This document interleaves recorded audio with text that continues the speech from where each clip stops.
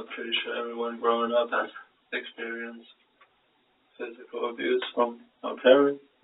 When I made a mistake practicing the piano, my instructor would beat me with a pencil. There was no holding the pencil. No threat. If you make a mistake, I'm going to hit you. It was just... This guy seems pretty screwed up. If I didn't know that he had just chopped up his girlfriend with a chef's knife, I'd probably pity him. In his situation, he should probably keep quiet and request a lawyer. I like to describe to a lawyer exactly what happened, because I'm not in the right headspace to exactly describe everything accurately. Attaboy. So, I'm a lawyer.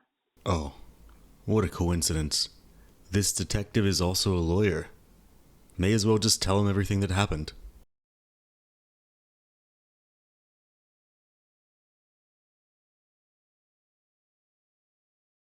You're obviously not free to leave, okay? So I'm going to read you your rights, okay? Before I do any questioning, and then once you understand those rights, if you do, we'll go into a few more things, okay?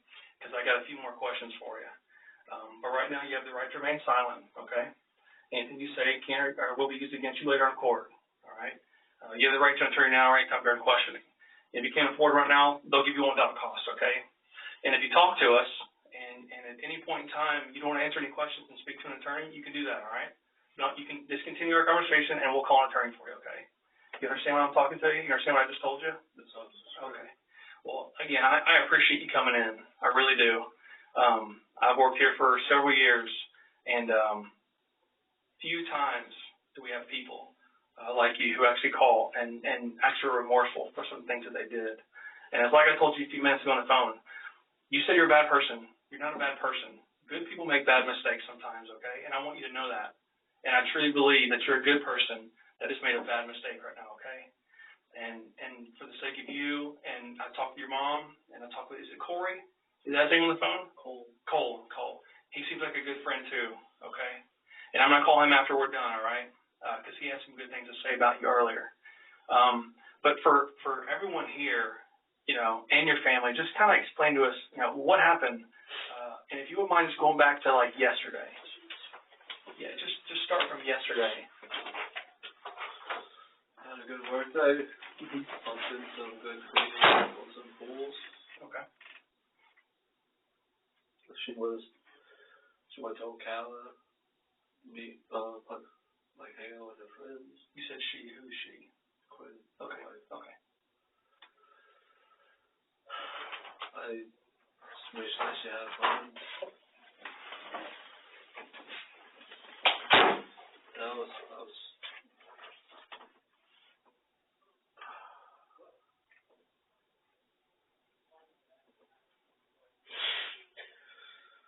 I was eagerly waiting for her to come home. And we have a good night together, go to sleep, and then I was looking forward to wake up today, seize the day, conquer some pools again. But I had some business over the phone, so I wasn't able to make dinner. I cooked 2 cans of Chef Boyardee just so I can fuel myself up for tomorrow. By the time I got ready for bed, I hopped in and she was kind of adjust my seat. She was refusing to speak to me. And by the time she did spoke, she said 3 words. I give up. That quick fired a lot of things in my head. What did I do wrong? Did some hard work for the day I was looking forward to. My wife, so I can have some conversation, some pillow talk.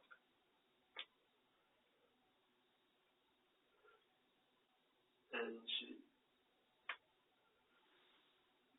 didn't want me vaping, but those quick firing in my head got me overthinking, and I just needed something to calm down, so I went to a smoke shop.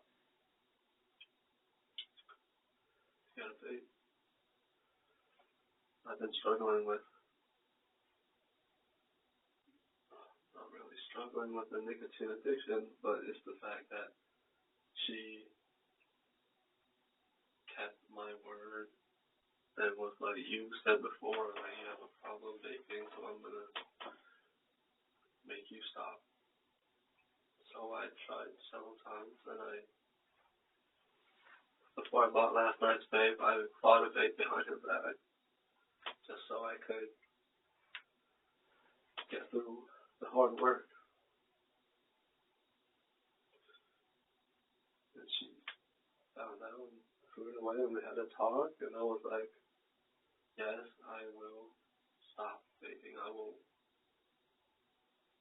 be a better man. And the moment she said she gave up, that hurt me inside. Because if she didn't say she gave up and I didn't overthink, then I would have kept my word to make the relationship work. Mm-hmm. But she killed my hope,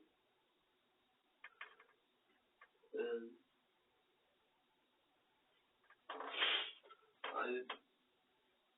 I no matter what, I've always wanted to put myself in to make it work. And it didn't work.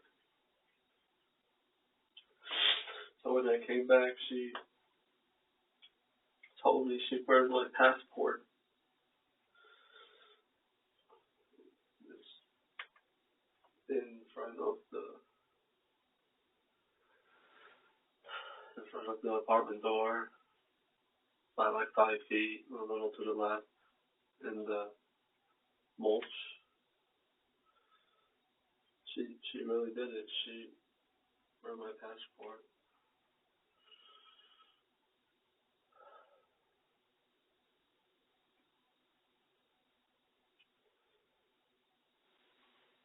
And that's what happened for the rest of the night. She wanted me to leave so she wanted me to leave the place, wanted me to pack up and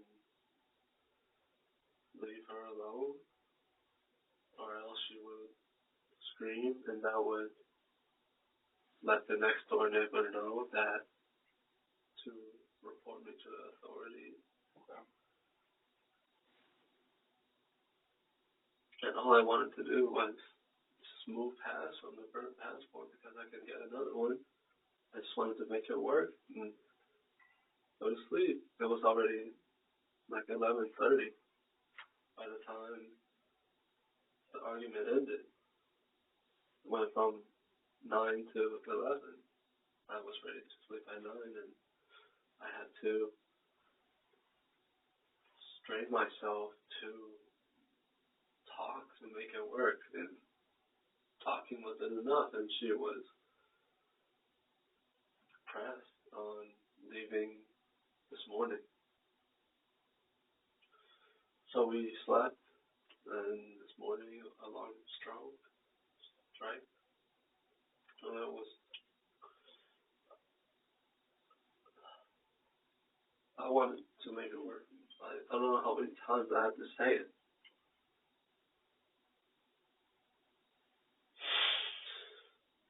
So I was asking her a couple last times, like, I will want to make it work. I want to compromise. I know I have a thing with nicotine right now, and I just needed to get through work in stressful situations. And she doesn't have it. She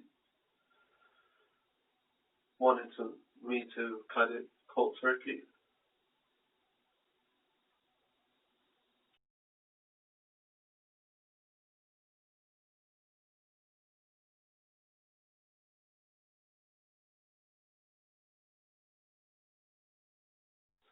you know what, I don't mean to cut you off a little bit, but for me, sometimes I like to go back a little bit and kind of fill in some gaps. So either I understand, and we all understand, now, because I want to talk about you in a second, okay? What time did the alarm go off this morning? 5:20. At 5:20? And just explain a little bit more. At 5:20, what happened from then until you left the apartment and you called your friend? Just a little bit more detail, like, I can obviously tell that you're really trying to make it work, and the fact that she burned your passport last night would have really upset me, and I'm sure a lot of other people as well. But when you came home, and I'm going to back a little bit more, so stand by for 1 second. So when she burned your passport last night and you came home and you saw it, what was that like? What was that conversation like? Was she yelling? Was she trying to leave in? Just explain to me a little bit when you first got home and you noticed your passport was burnt in the mulch. Like, what did you say to her? We didn't raise our voice. She alerted the next door neighbor if anything unusual happens. Go ahead and call the police. And I just came home and she said, "I burned your passport. Are you happy?" No. I believe my social security card was also inside the passport. She could have burned a lot more things. She could have destroyed more of my belongings. And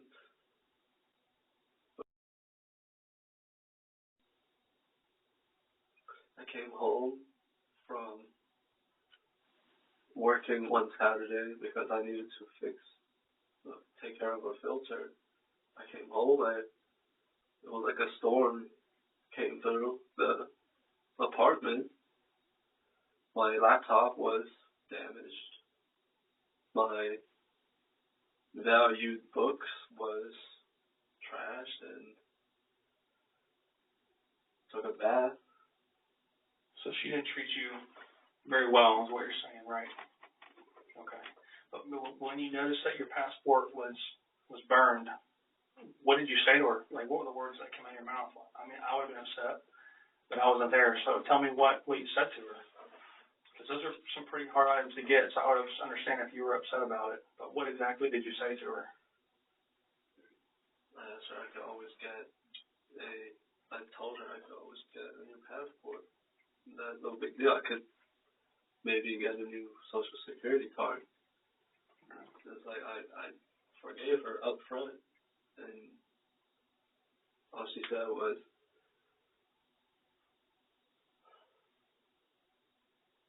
that I didn't have enough efficacy inside the relationship to stop vaping.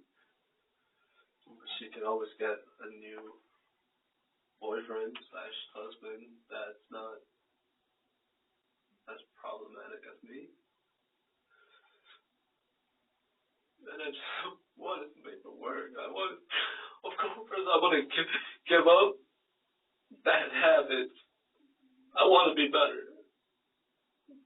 But it all takes time.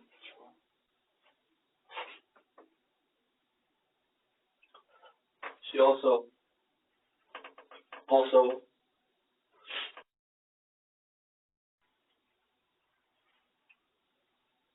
some friends, and she told me she called my friends last night after she burned my passport, like, "Hey, your friend's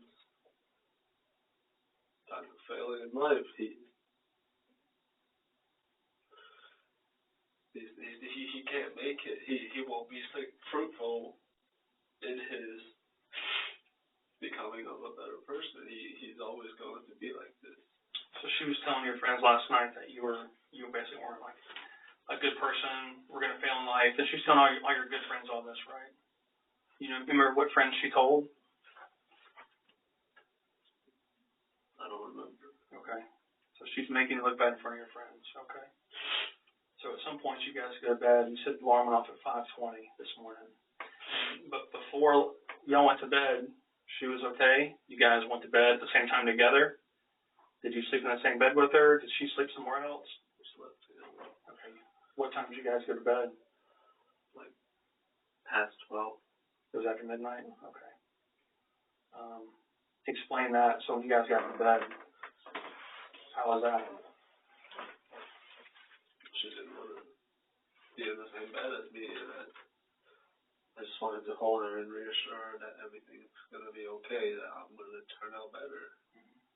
I wanted to let her know, like, it does take time. I don't remember how many times I've had to reassure her. And she, after telling her that we both quietly go to sleep, she was not, doesn't have the efficacy still. So eventually you guys just fell asleep. How long was this conversation? I don't remember. Like an hour or two? Or were you up all night? Did you go to bed at all last night? Yes, we went to sleep. It was like an hour-long conversation in bed. Was it 2 hours, 5 minutes? I'm just trying to see if I can visualize it a little bit better and understand what you went through. It felt like at least 1 hour. About an hour? Okay. You guys didn't wake up in the middle of the night and talk about anything else? Okay. So 5:20 hits. What happens at 5:20? My alarm went off, and I gave up on the alarm. So we actually woke up at around 6:30. And I woke up and I was like,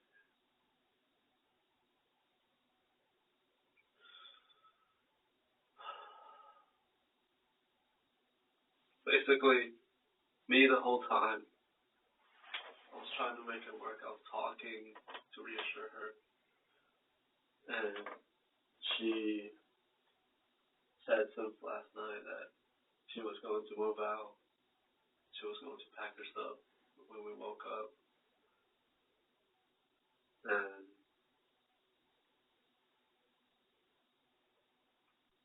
so she packed up and decided to leave. And she said she was going to spend all day today to pack her stuff up and leave. Sorry, you said she told you that last night, and then this morning she actually started to pack up. Is that right? Yes. Okay, so she's starting to pack some things up. Okay. And I was getting ready to go to work. I had water and some snacks. And I was scared she was going to do something to my belongings too.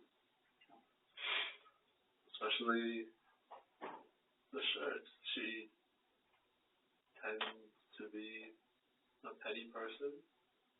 Before, when we broke up before, she said something along the lines of, "Give me back the shirts I bought you. Give me back."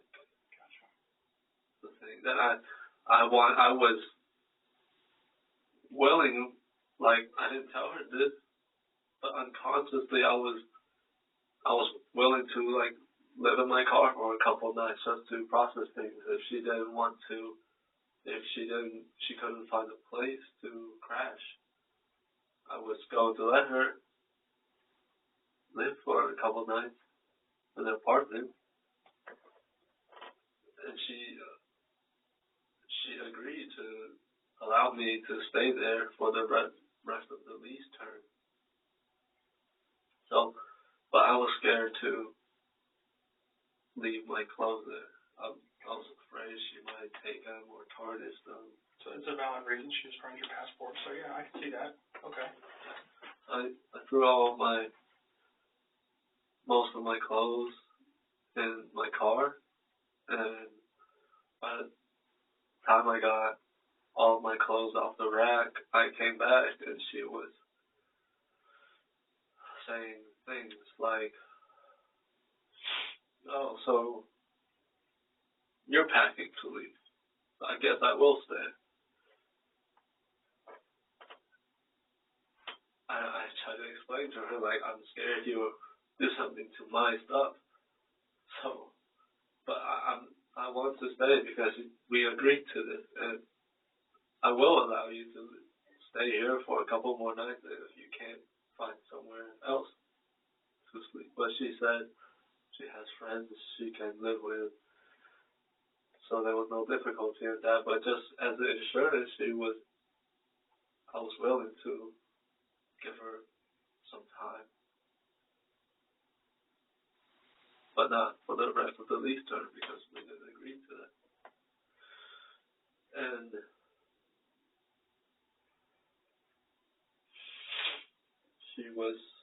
my head was hurting.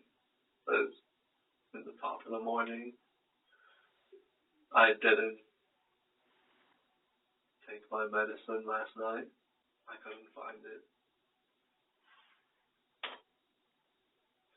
She displaced some of my stuff.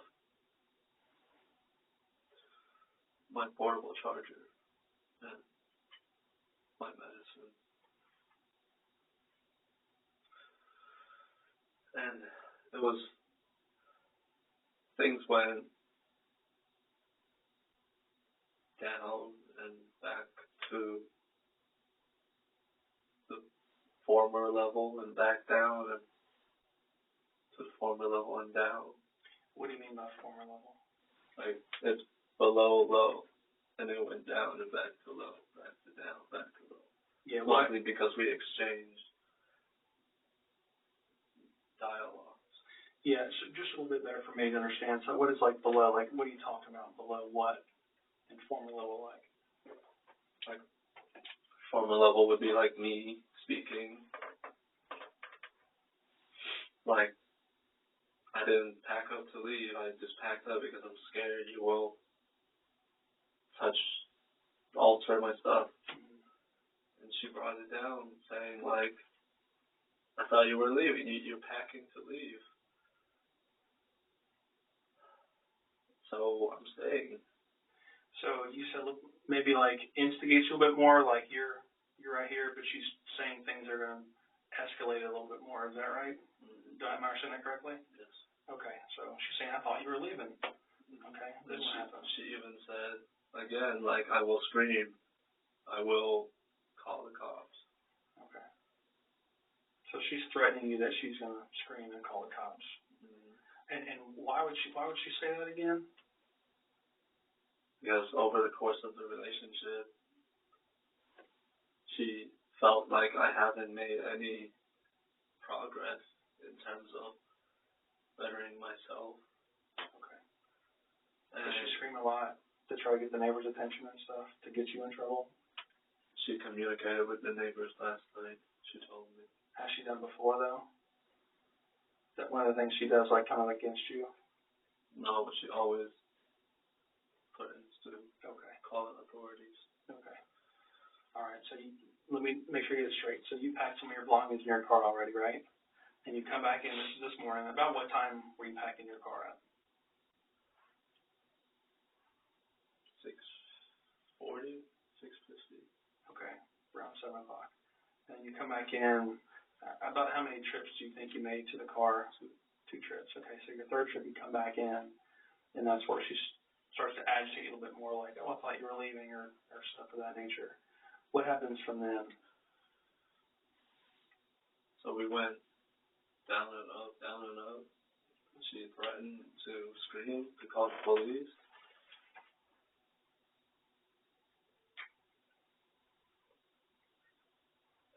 And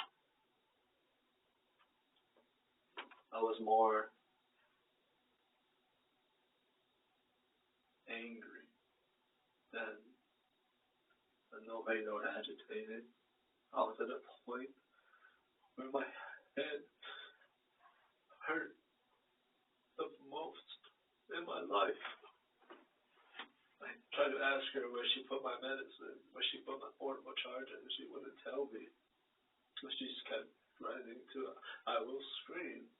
I will call the cops on you. I will throw you in jail. Obviously, I didn't want that, but I wanted my medicine, and I needed my portable charger.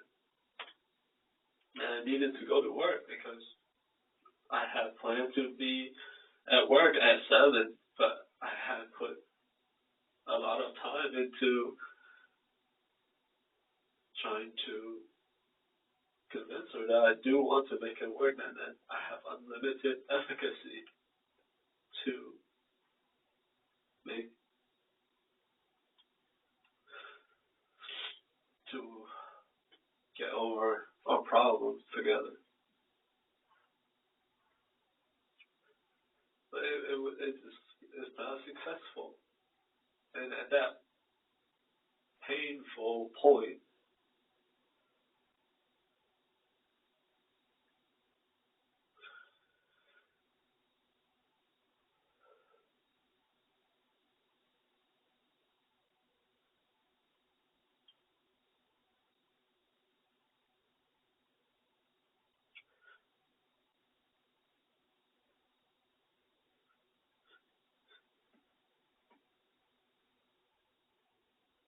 it was too late.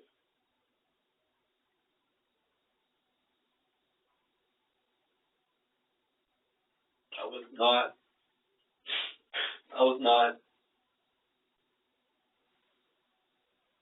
not the person everybody saw me as.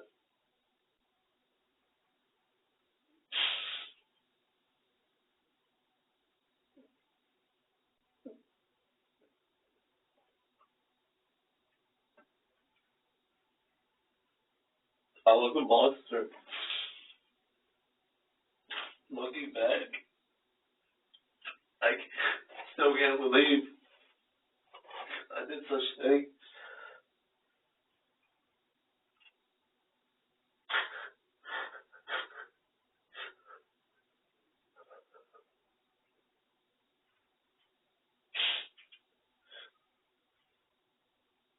I don't want to describe what happened.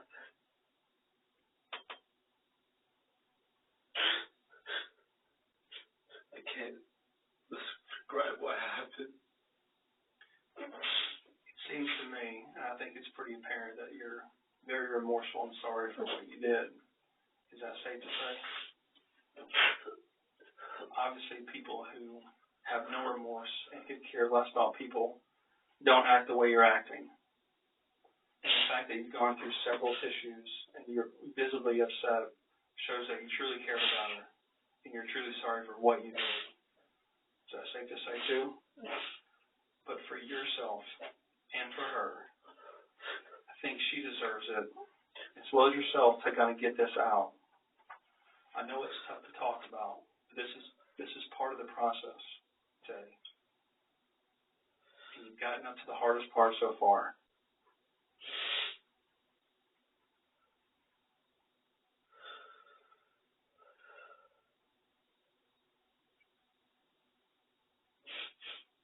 I can tell you everything that happened afterwards, but Did she fight you at all? fight me Was she fighting you? verbally. Verbally? She being verbally abusive to you? At what point did it become physical? You know, because a person can only take so much of verbal abuse. I understand what you're saying.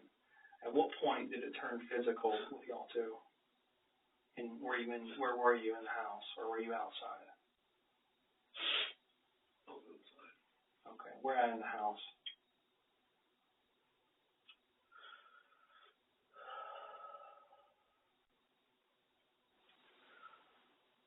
I was by the wall divider, facing opposite from the entrance of the kitchen.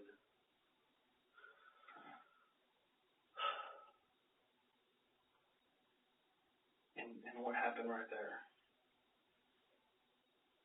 She told me to stop gaslighting her, stop gaslighting myself. I'm just making excuses.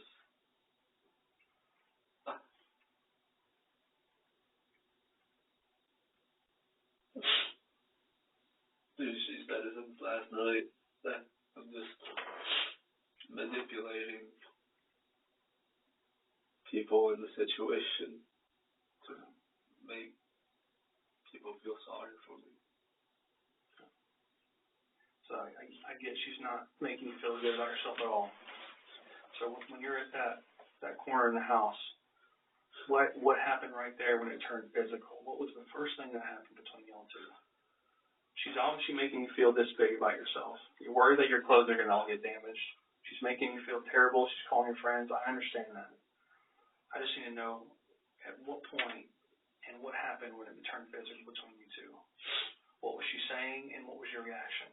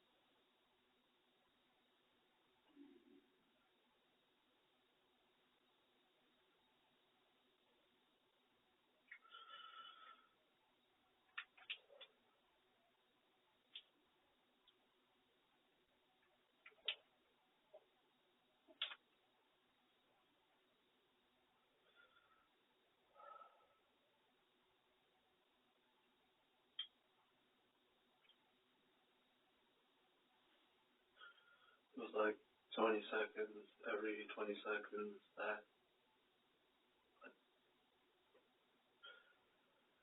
repeat what I have said, like I want you to move out and not scream and not make it so difficult for us. Every 20 seconds since I came back and she said, you're moving out. Every 20 seconds or so. She always deflected it and said the same thing back. Like, felt so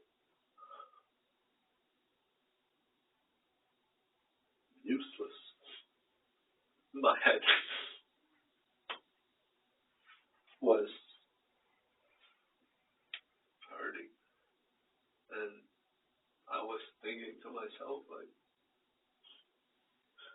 you really fucked up. You really got yourself and her to this point where it's no help.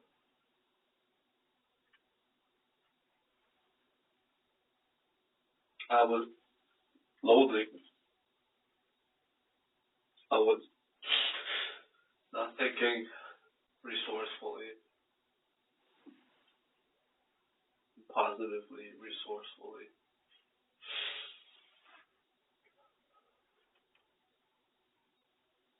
So what happened at that point,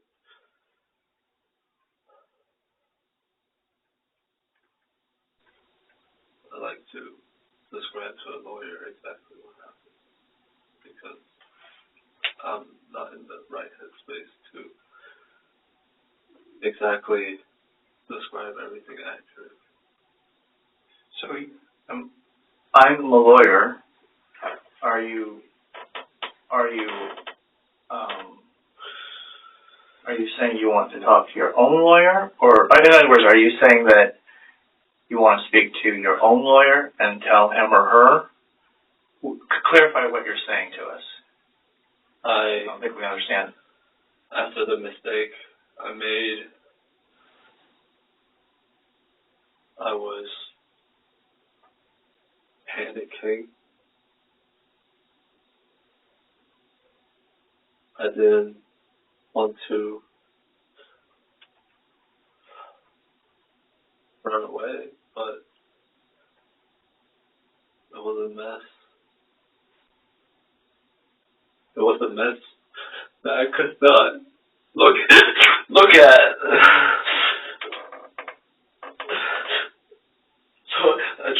clean up. So, do you remember at the beginning, Ben told you that you didn't have to tell us? You don't have to tell us any of this, right? But we appreciate you, and we understand that you're sorry, and that's why you're doing it. So, do I understand correctly that Ben has been asking you to tell the hardest part for you to tell, right? The hardest part to tell? It's the hardest part, isn't it? And you said you want to skip that part. Am I saying that? I'm trying to restate what you're saying here. You don't want to say that. You said if you're going to tell that part, you're going to tell that to someone else, right? Want to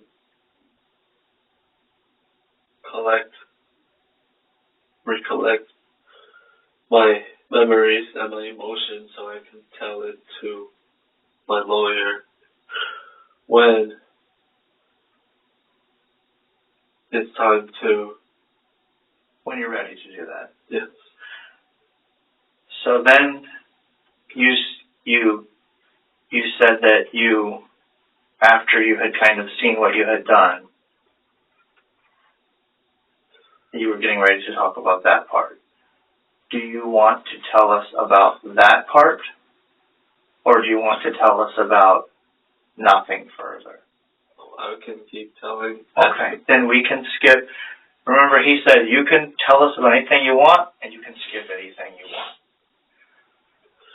So I apologize for cutting you off, but I just wanted to clarify your kind of your thought process. So thank you for helping me do that. So you were saying that you saw something that you were responsible for, and it shocked you, and you ran away, or something along those lines.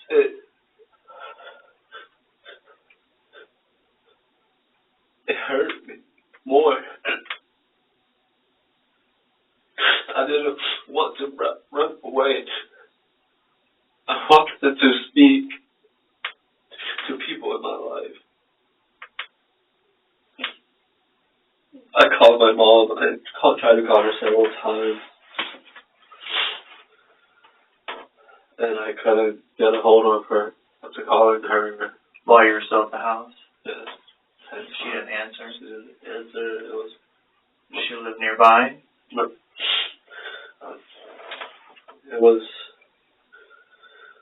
7:20. I tried to, about that, 7:20. I tried to call her several times.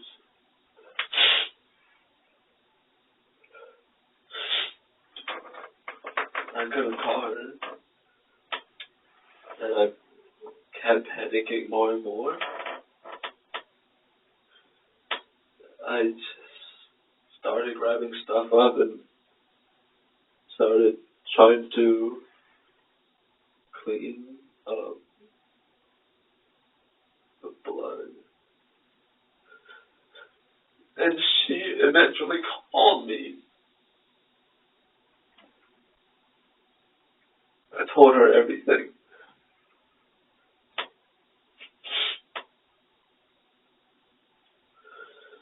I told her I made a stupid mistake.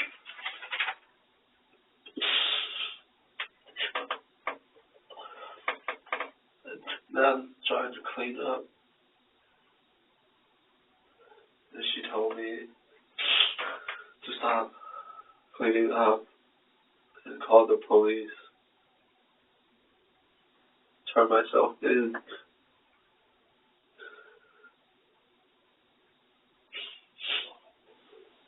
We talked for about 40 minutes.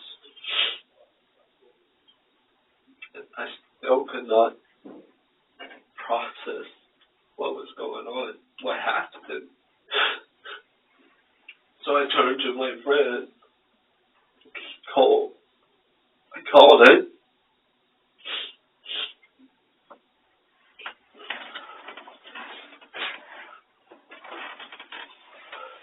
I told him I couldn't make it to work today. I told him I wanted him to work hard and become successful. I wanted him to take care of his family. He asked me what happened. Is me and my girl doing alright?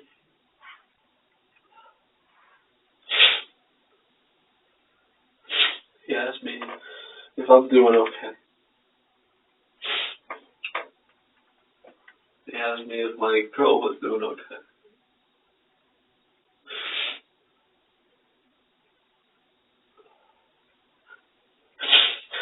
And I told him what happened.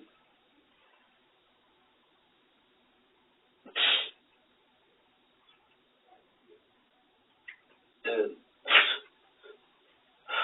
he threw around a joke or two, like what happened to my plan that he agreed to help me with taking care of my dad. Yes, he said, well, you put in more work on us as a company. We gotta fill in what you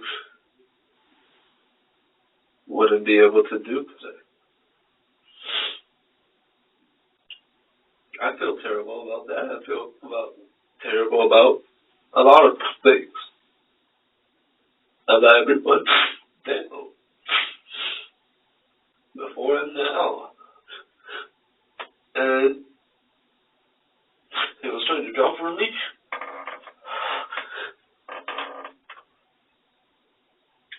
He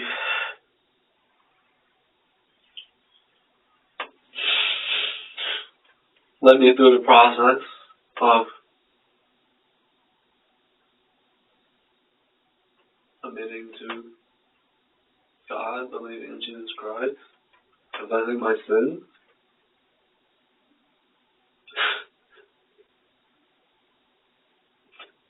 And I did that.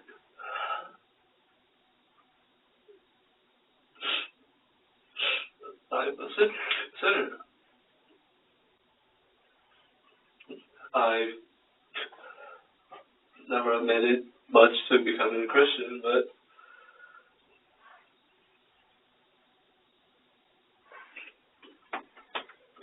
I've always believed in God. And I confess my sins. And I want to be a good person like I always said. And felt like I wanted to.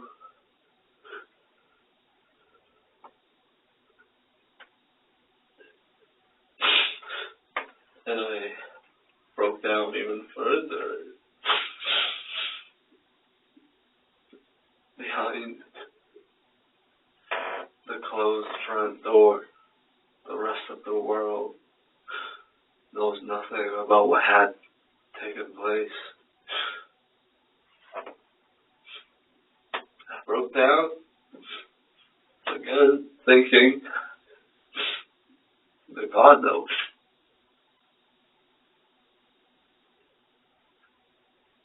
I felt terrible. I felt so terrible. If I had already felt terrible. I had no comfort. I was panicking. I found victory in God for a good minute, but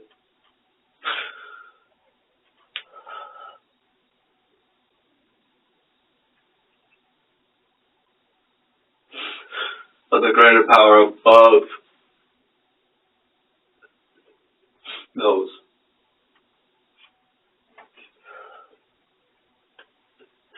I tried saying sorry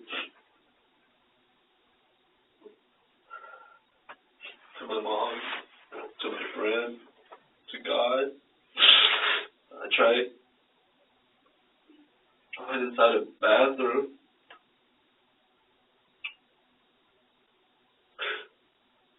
And I couldn't handle all the emotion. I went to my bed, broke down more. It was not okay.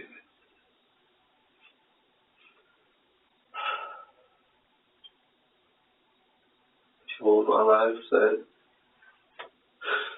that was okay, trying to calm me down. It's not okay. And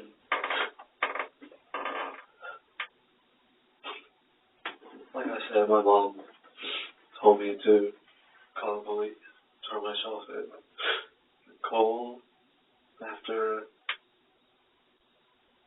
what do you call it? Evangelizing me, told me to do the same. And I accepted it, I agreed. I was going to turn myself in.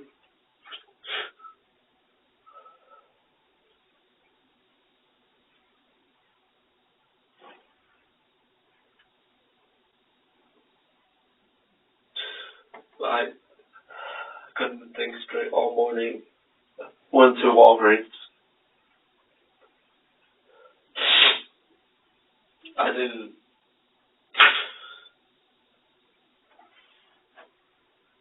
I don't think anyone would say or think or feel there's a reversible process. There's no way to start the day and make different choices.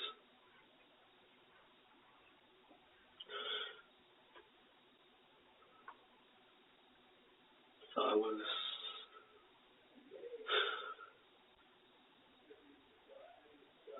just enjoying the last bit of freedom I had, the last bit of time that me and her would have enjoyed together in different circumstances. She loved chocolate. I loved mint chocolate. So I went and bought some.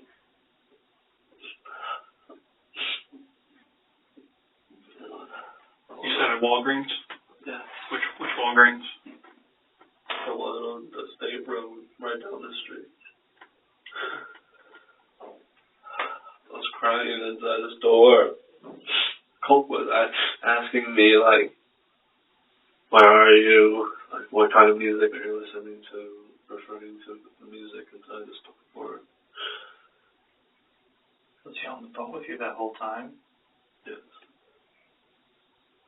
And I didn't want to tell him that I was going to the store. He was worried for me. I didn't want to run away. I didn't want to tell him I'm not going to call the police because I wasn't going to not call the police. I didn't want to say, I didn't feel like I was not going to turn myself to the police. And on the way back, I was called by no caller ID. You told me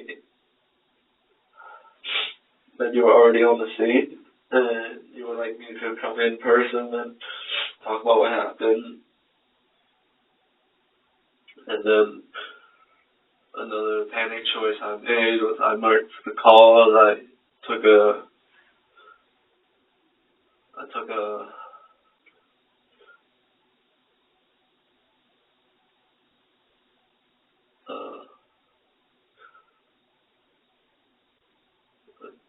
detour, trying to eat the chocolate. Also bought a Tylenol. I wasn't trying to overdose, but it's a headache relief, and I don't know much to take to relieve myself of the pain I was experiencing. So I took a lot. About 10 plus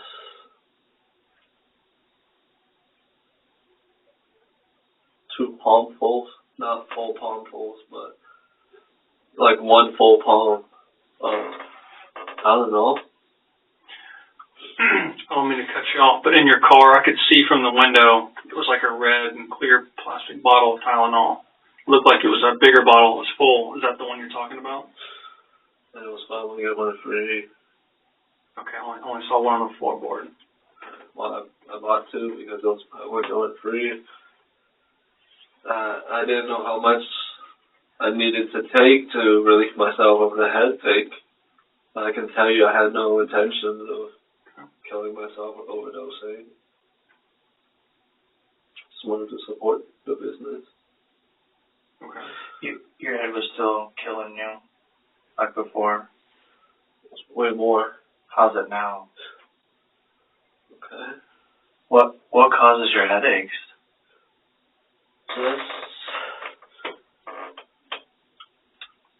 Situations. I mean, is it stress, or is it something medical?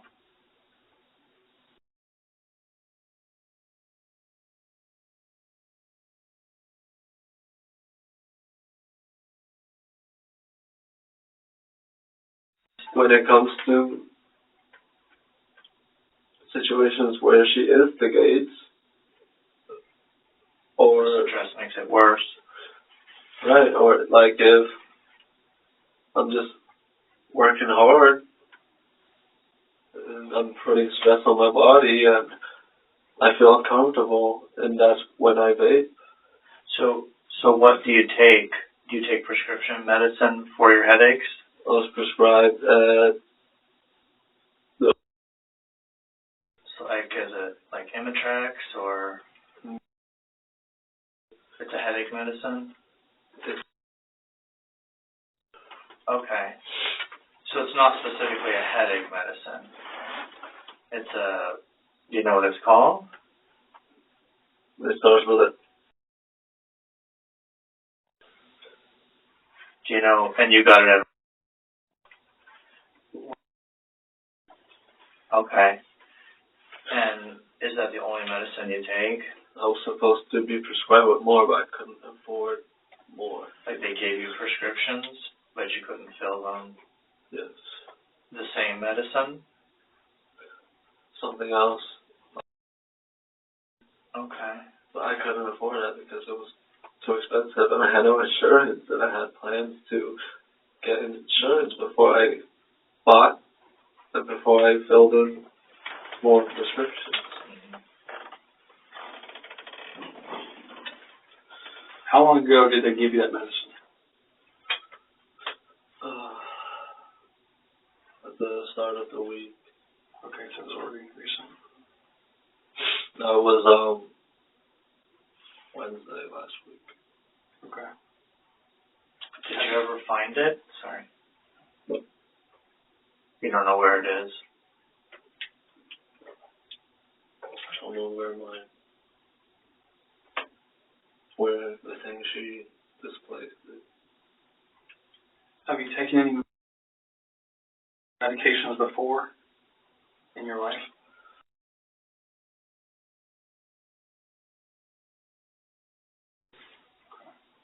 And the side effect is that it could greatly increase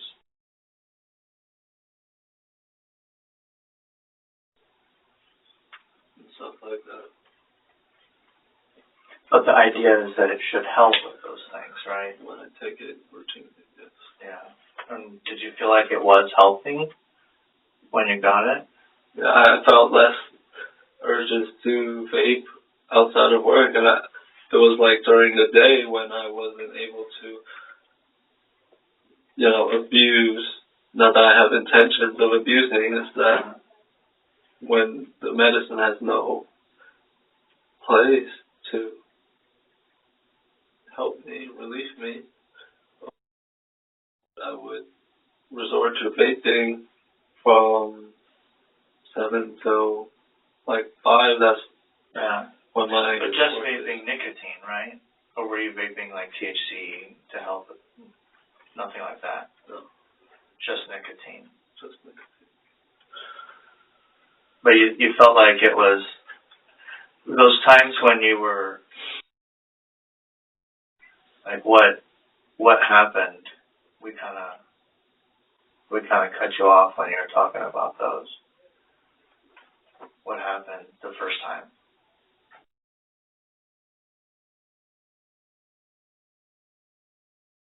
How come?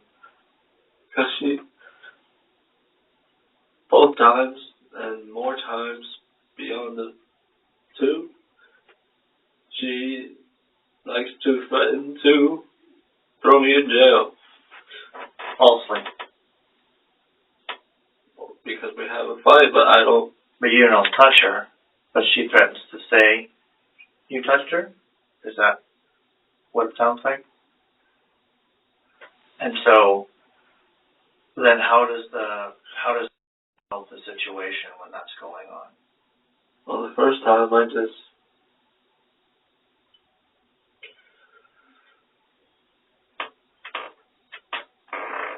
Both times she would talk down upon me.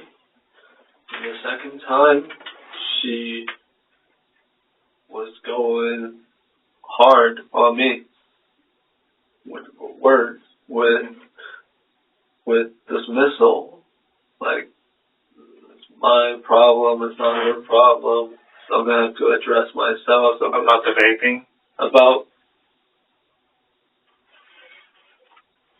lack of a better word, feeling sorry for myself. Like talking like I have no efficacy or drive to make it better. And she would like to go on the phone with her friend openly in front of me and talk like, oh, he's such a piece of shit. He likes to not take accountability. He's not responsible. He makes such unhealthy habits and decisions. And like doing it so you can hear it? Right. Like to hurt your feelings intentionally? Right. And her friends would reciprocate her back. It's like a positive feedback loop. For her. Right. And I hear it. And the second time I just couldn't take it, and I guess you would call it like a fantasy, like, oh, it will all work out. She would come around.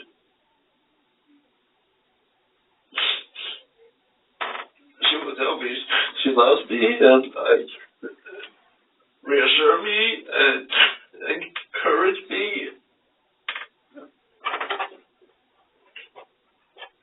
I'm sorry, could you get more tissues, please? But then that never happens, or it does happen, but then there's another fight? Like if she happens, she takes it back. She says, I'm sorry I said those things. No. It's like she would, like we would move past that, but she never would apologize, and she would be like, you need to do this, you need to stop the bad habits, you need to... Is the only bad habit she had a problem with was the vaping? Before it was... That's not that serious. Before it was prioritization. About income, money, work, or getting something ahead in life? It's a part of that. So it was a lot of little things building, kind of. Do I understand that correctly? It wasn't one big thing. To me, it felt like one big thing. To her, it felt like one big thing. No, but, sometimes people can be in a relationship and then say I cheat on my wife, like I sleep with another woman. I've never done anything wrong before. Like that's a big thing, right? You see what I'm saying? That's a big thing that can wreck that relationship. Or there can be little things that can eat at a relationship. It sounds to me like it was little things that were smaller than, it wasn't one big thing that she couldn't get over, right? Can I just say, can I ask you guys, I'm asking for your guys' opinion. If you guys are in your 20s and you guys are prematurely married, but then I got married when I was 23. And then you guys agreed to go on a break. Are you familiar with breaks? A break like a free pass? Sexually? Or do you mean not be together for a minute? Not be together, but also a free pass. Okay. Well, I never had sex with another woman since I met her. I just and so comfort. So you guys agreed to do that at some point during your marriage? Yes. And then it didn't work out well, relationship wise? It didn't work out well because without her, and I was at a stressful job. On my time off, I didn't really have my friends to talk, and I just thought, like, what if I was cuddling or being cuddled by someone and just didn't really focus on, like, moving beyond that point. I just wanted to be comforted. I just wanted to watch TV and cuddle. And so then when you guys got back together after the break, it was different. Is that what you're saying? Yes. And so that was kind of the beginning of the end kind of thing? I tried to tell her what happened, and she didn't believe me. She was thinking, like, saying, like, totally fucked other people, we totally did all of that.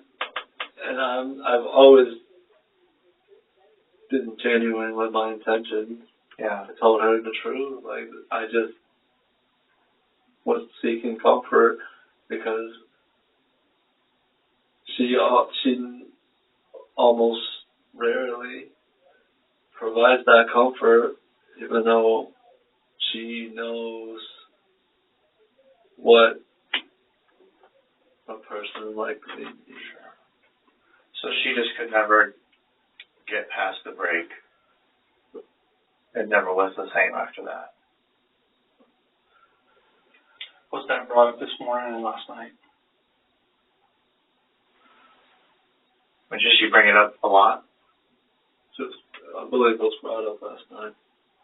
And I tried to tell her, like how much I want us to be together. Like, if she felt like it was cheating, I said sorry. It would never happen again. The same with the vaping. Like, I would just throw all of that away, past, and just be with her. And, like, if she felt like I wasn't communicating well, I was willing to go above and beyond and communicate with her. And being honest with her, even though I have been honest.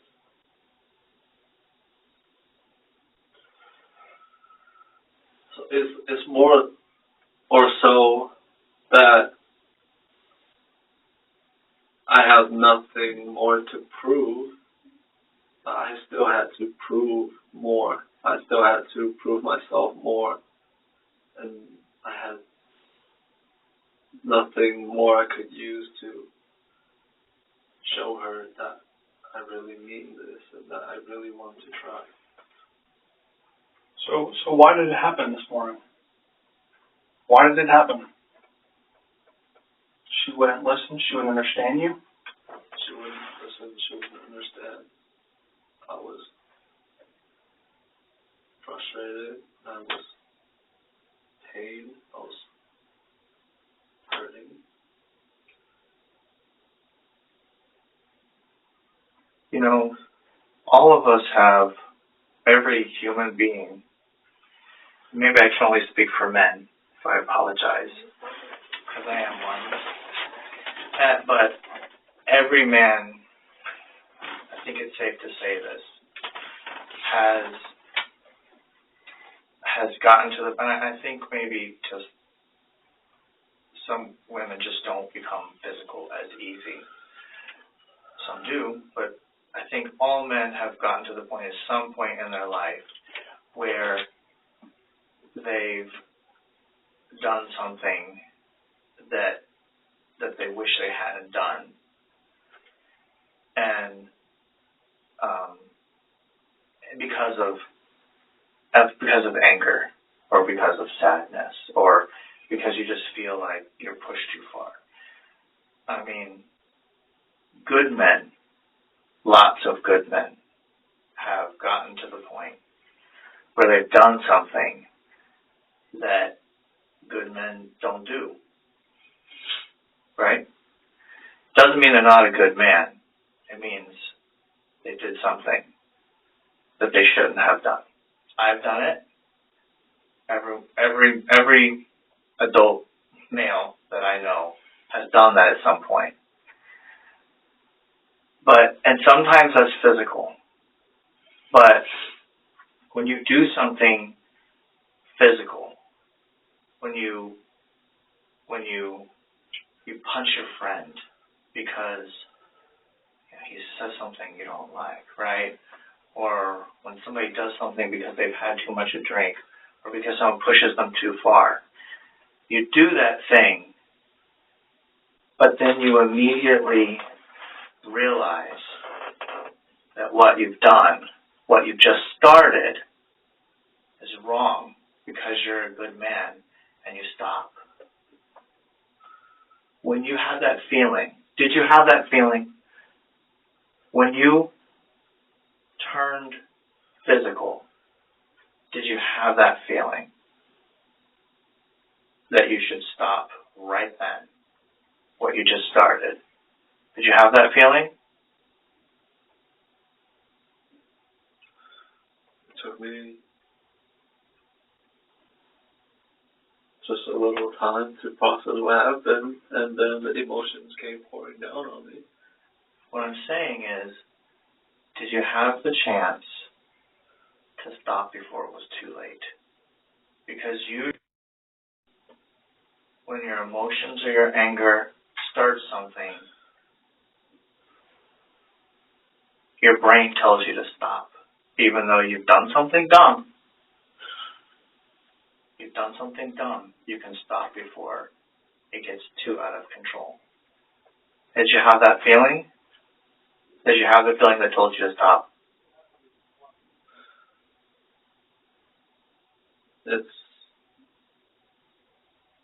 like the analogy of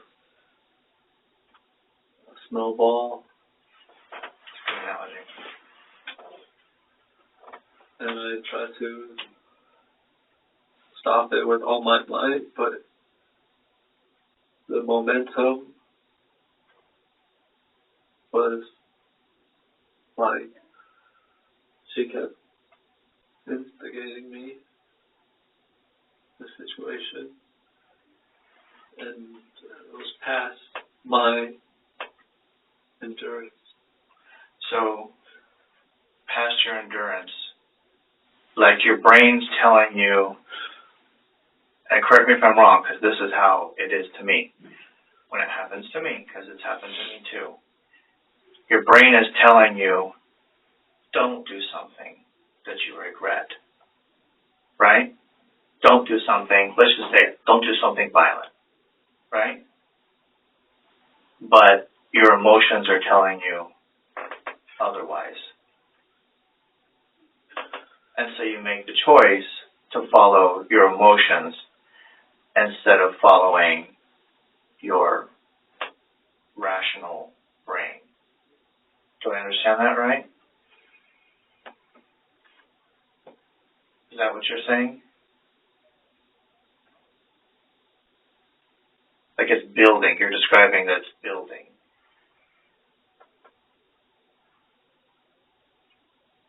Yes, it was building. And was the desire to do something violent also building at the same time? It was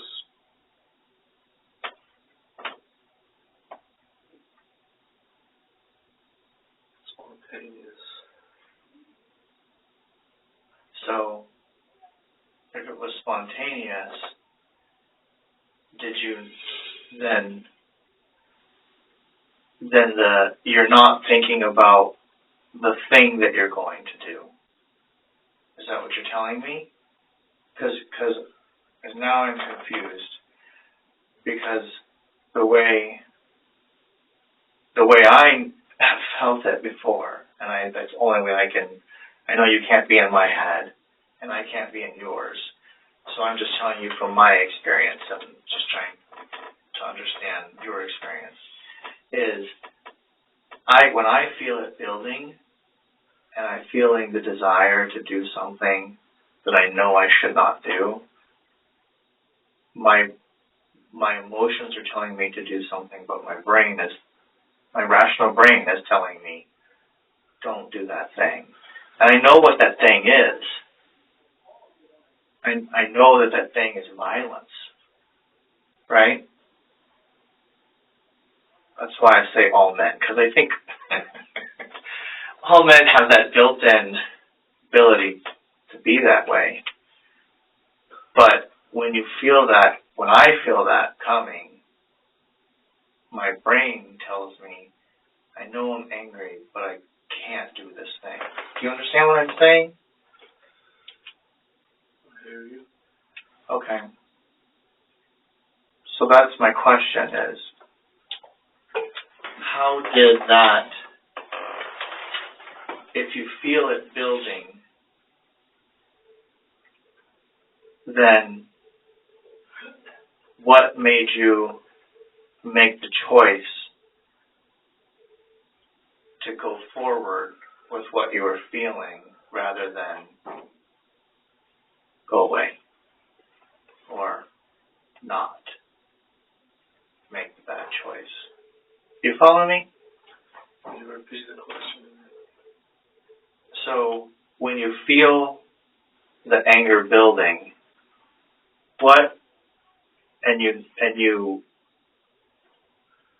there's something, something's going to happen. You're going to get to the end of what you can take.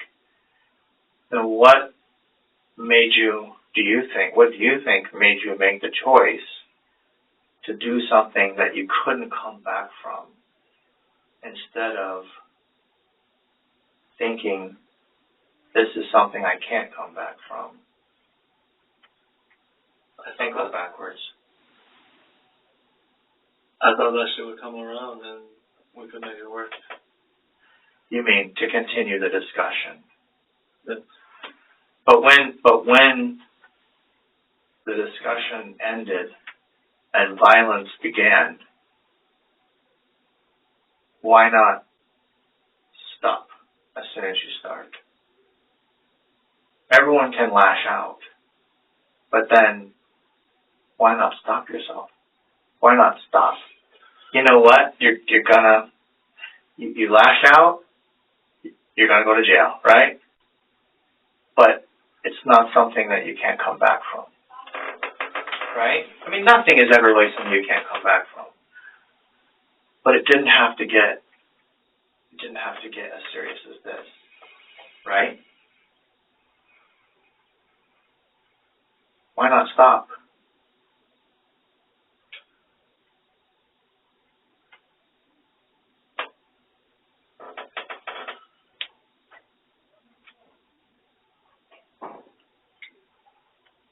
lot because first of all, I wasn't thinking rationally. I was thinking about time. I was thinking about the time I'm putting aside to delay me leaving for work. I was thinking about the time I'm putting in to have unfruitful discussions with her. And she still was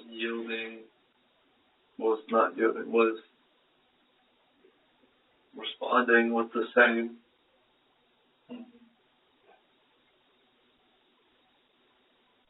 say, like threats of throwing me in jail or screaming. I just felt,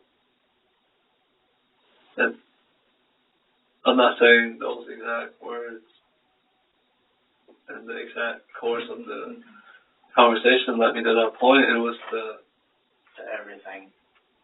And my head just kept hurting.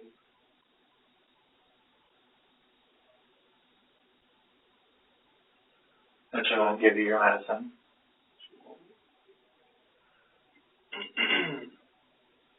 I didn't even bother, like, critiquing her for, like, destroying my passport and the past events of destroying my stuff. Yeah, you said it wasn't a screaming match, right? You weren't screaming. She wasn't yelling? No. But I guess, and I'm having a hard time explaining what I'm getting at to you because, remember, you've asked us to skip the middle, right? So I don't know what that is. That we're skipping. But there has to have been something. There has to have been something that started that could have stopped before it got to the end result. Do you understand what I'm saying? So imagine I'm having an argument with my friend, right? I'm arguing with my friend, and he's getting more angry, I'm getting more angry. He's getting more angry, I'm getting more angry. And then eventually he pushes me over the edge, and I pull my hand back like into a fist, right?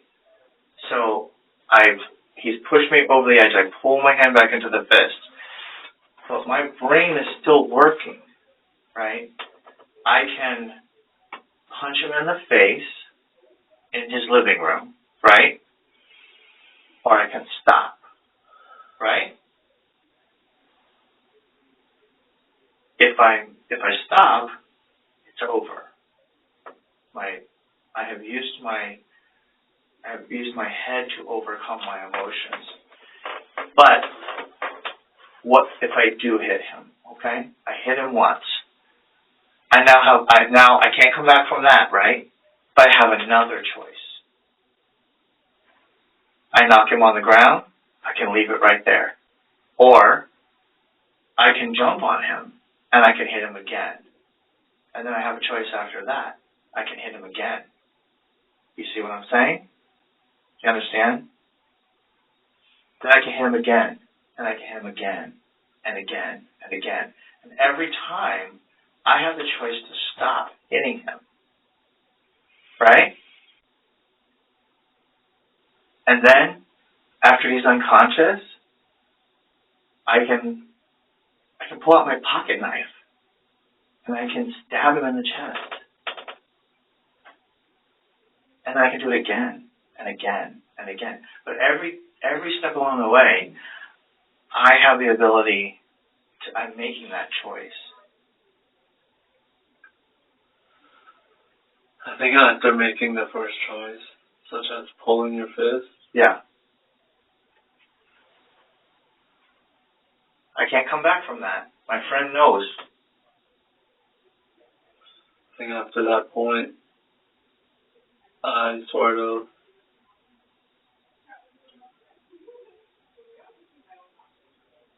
just, what you're saying is all or nothing. That's what I'm asking you. It's not all or nothing.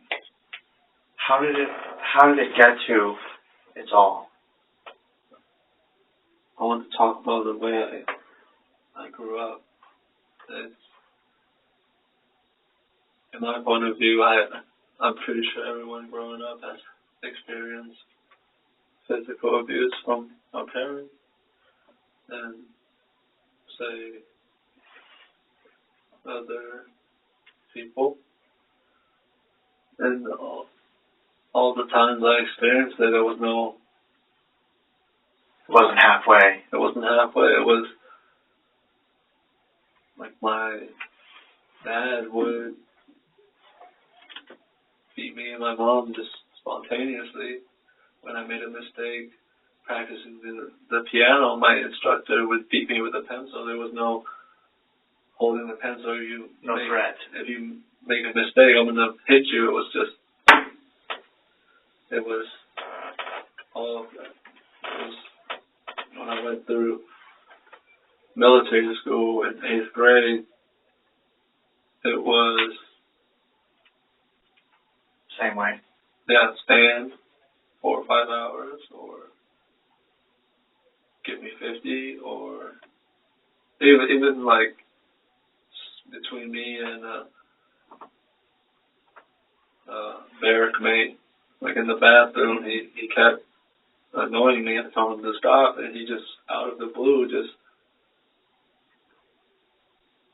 started beating me. It was, from my experience, it was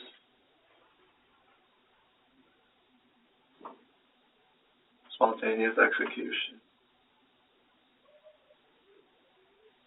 So, are you saying that you don't think that you have the ability to make a choice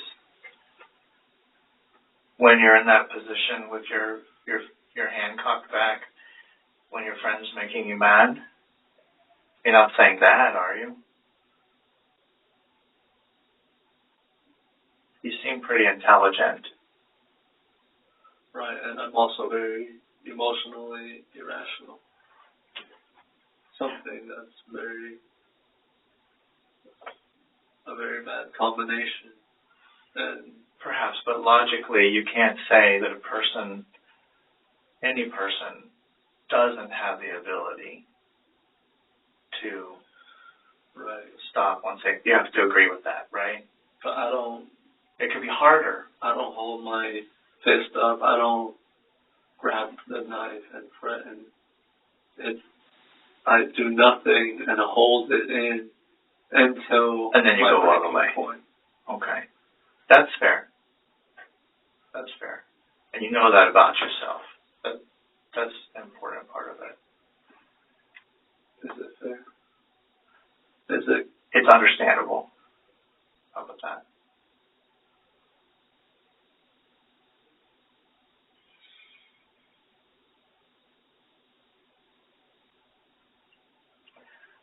So,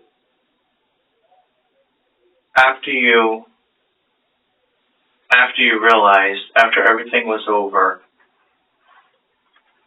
you said before you called your mom, you tried to clean up a little bit. And what did you clean up with? Did you have to go get some sort of supplies? Or did you just use stuff you had around the house? Stuff I had around the house. I had a SpongeBob, I had paper towels, I had all-purpose cleaner. What did you do with the stuff that you were using to clean up? Trying to get rid of the blood on the walls and the floors. Trying to wipe away the residual elements. And then where did you just throw all that in the garbage? I had a garbage bag that I threw the Paper towels. into. Where's that? It's all in the place. Inside the house still? What about in your car? I just left the place to Clear your head. painkillers and some snacks. So then when whatever happened, did you just use your bare hands when you became violent?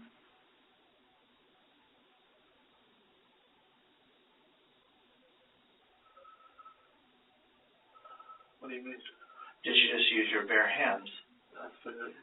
Yeah. When you hurt her, did you just hurt her with your bare hands? I haven't been in there. My question is, did you use a weapon of some sort? Your bare hands only, or something that you could have injured her?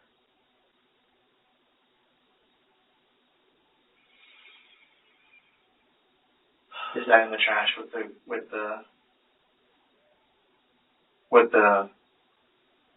is it in your car? Where is it? The retention pond?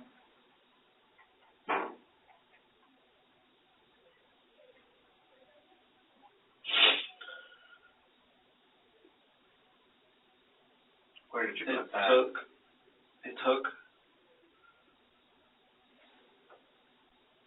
5 seconds of blind rage to make that irreversible situation, to make that irreversible outcome. And afterwards, I saw what I did.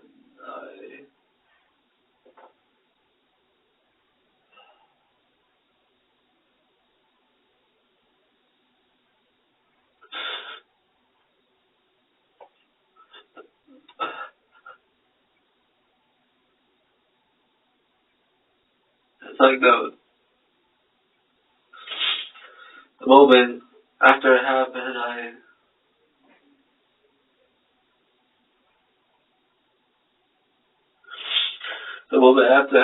I was like, the fuck did I do? It was too late.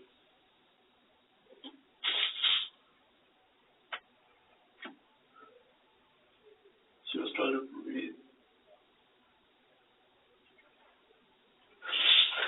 And I was just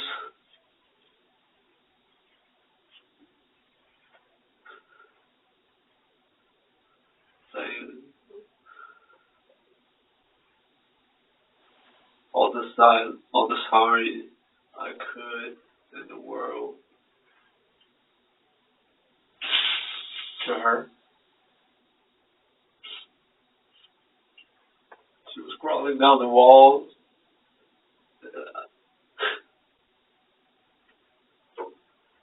I couldn't do anything myself than to just sit with her, hold her hand.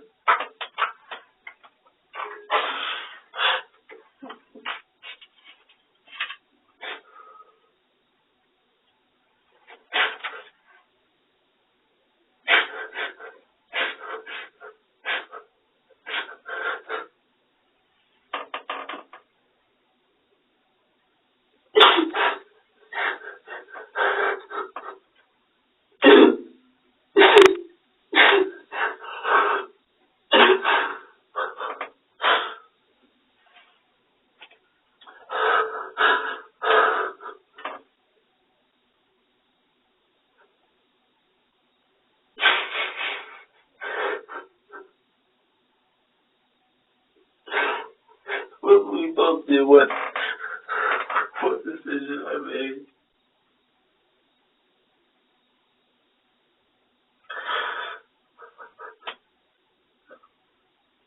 say anything to you?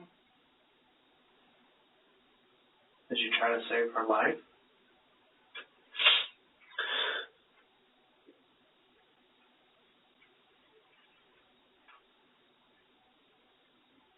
I tried to apply pressure.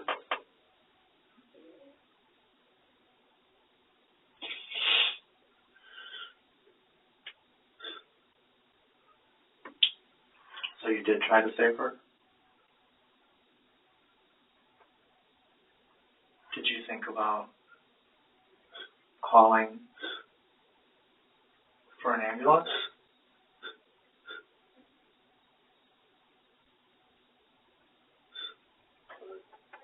I didn't think of that.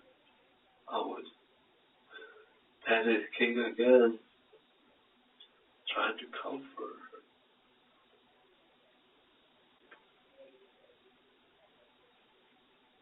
It's another irrational spree.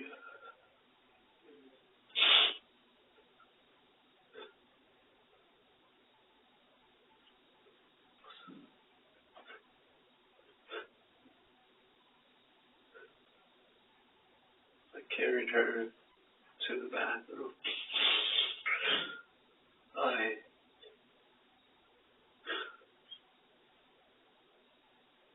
put on music. I was holding her.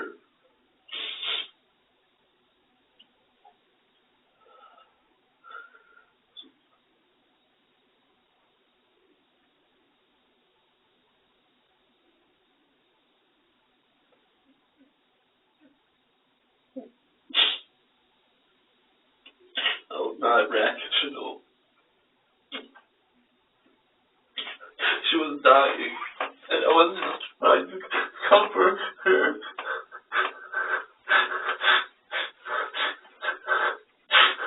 I loved her.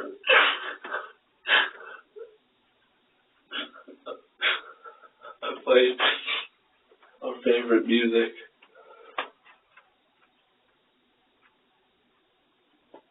If she would have spoke, if she had the ability to, she would have said, "Hey, dumbass, call the fucking ambulance, I'm dying." Thinking back, that's something I should have done. But I don't make rational choices when certain events trigger me to not think rationally.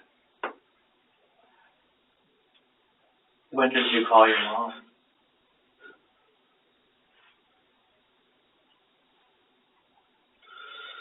About 10 minutes after what happened. Was she still alive when you called your mom? Was it before or after you cleaned up? During. You called your mom during the cleanup? I couldn't help but notice that your clothes are clean. When did you change your clothes? Before I went out to bed. Chocolate? Chocolate. Are your clothes pretty bloody at the house? Are they still inside the house? Do you know where they are? I can't recollect. Remember what you were wearing? I was half naked, wearing white shorts, white shoes, white socks. No shirt. When you were cleaning up, were they covered in blood too? Remember what she was wearing when she woke up this morning? Wearing a large coffee t-shirt, and she was in her panties. What color was her t-shirt? My t-shirt? Her t-shirt. It was coffee. Oh, coffee. Oh, okay. I thought you said large coffee in the front. Okay. It's like a brownish color. Okay.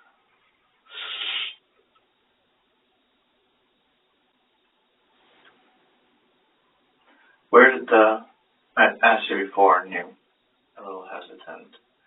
So, where did you put the item that hurt her?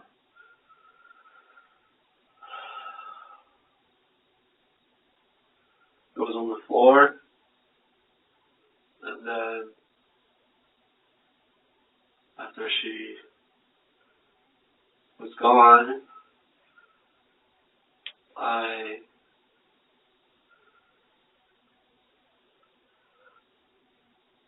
was disillusioned, thinking like, oh, I did something wrong, I did something really bad, I also made a mess. I wouldn't want the mess to linger.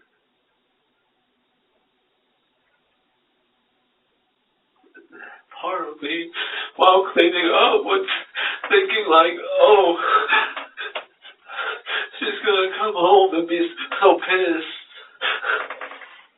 But she wasn't.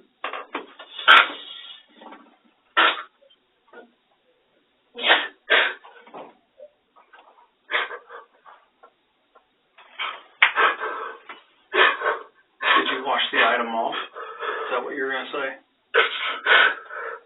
Did you clean it? Yeah.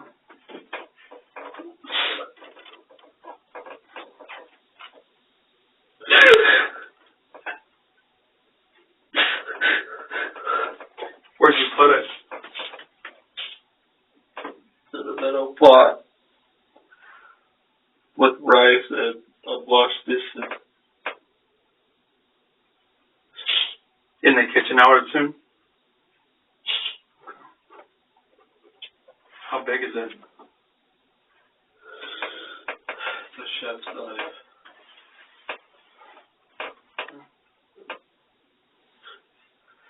I always felt happy when I cooked. She said, I should be a chef.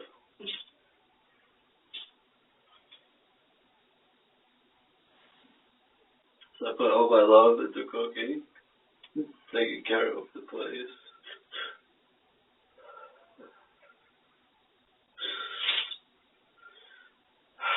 I bought fabric softener, but I never got to use it. I wanted us to wear good clothes. I wanted us to not just wear clean clothes, but unwrinkled clothes. I bought seasoning. I researched the ways to make the food good. Not just dry rice, not just dry meat. I try to cook it the best I can.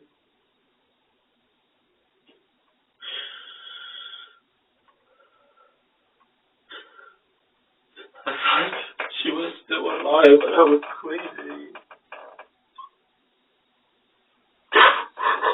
I thought everything was gonna be okay. I was thinking about the things I would say to her.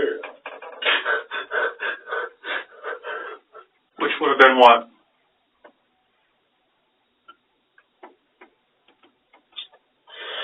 I'm sorry, this blood.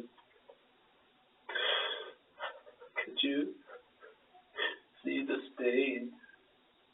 Does it smell bad? Is it a mess? Is it good for you?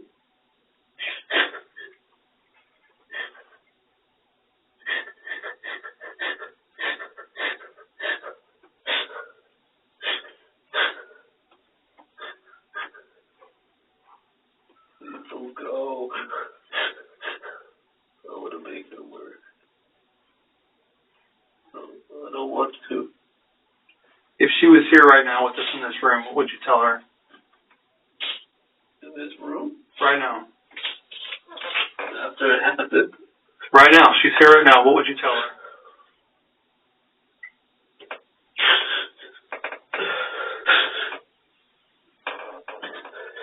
Hey, baby. I'm sorry things had to go this way. work today, come back and see you.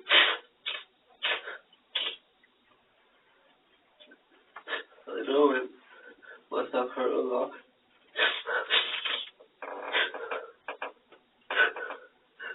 I couldn't control myself, maybe I'm sorry.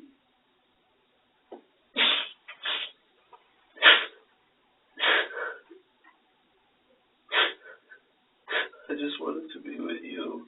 I don't want to be with anyone else. If we were on break again, I wouldn't want to touch another woman.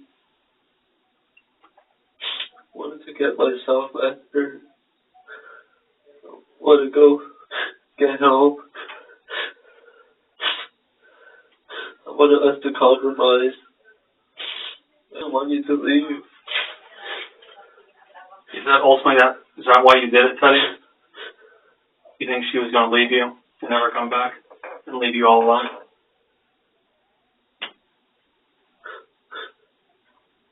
Is that what scared you the most?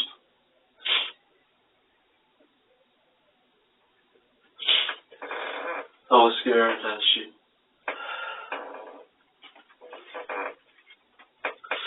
might have helped. I was scared that she might have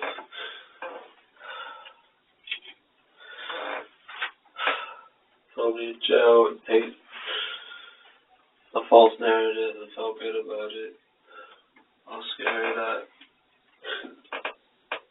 she might get patronized for standing up for herself and standing up for herself falsely and get patronized for, well, I get kicked out further and just ruined me. She had great reason to, right? Obviously. With my bad habits. Yeah, and obviously your violence.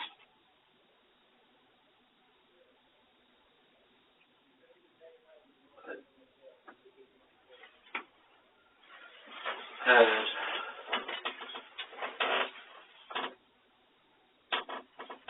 I don't know if you guys have been in the same situation where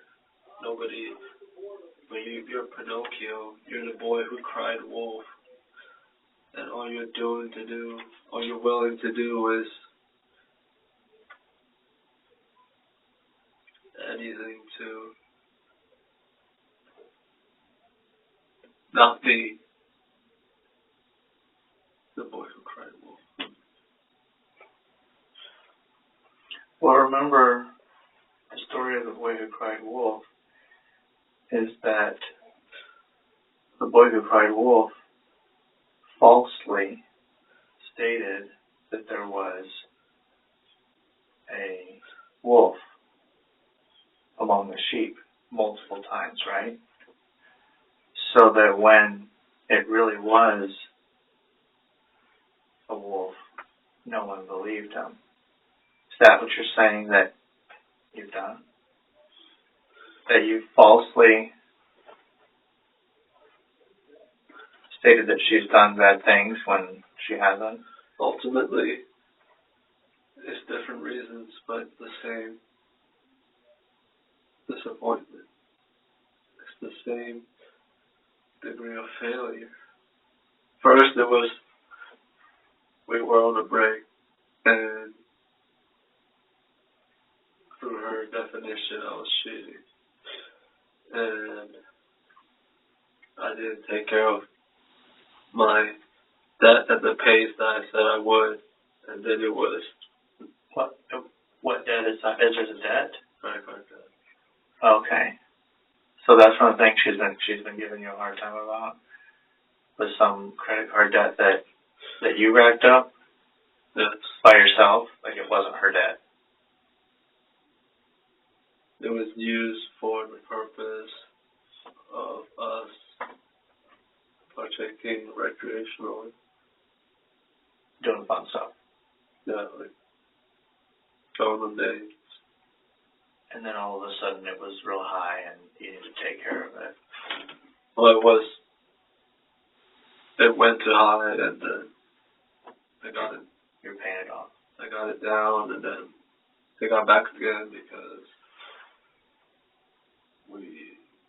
we were going through moving and relocating.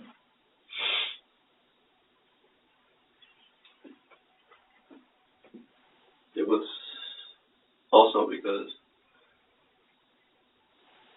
once we were having a nice conversation driving around in Kissimmee, and I forgot something at the house we were renting a room from, and then I got into a car accident, so I had to put a fair amount into the credit card because I didn't have liquid cash to, say, deposit to get my car back, so I had to. Emergencies. Yeah. And it was also about the nicotine. It's just a series of failures that should accept no excuse from.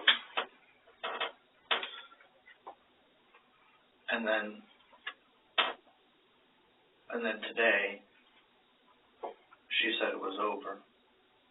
That's over. It was. And you couldn't stop that from being true. You couldn't talk her out of it, right?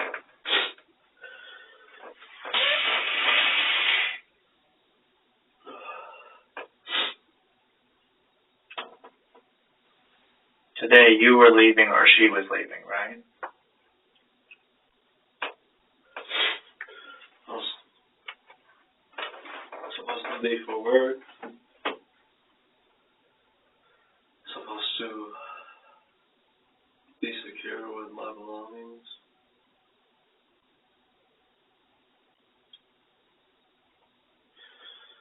And she had no work. She said she had all day to get her stuff out. So it was over today.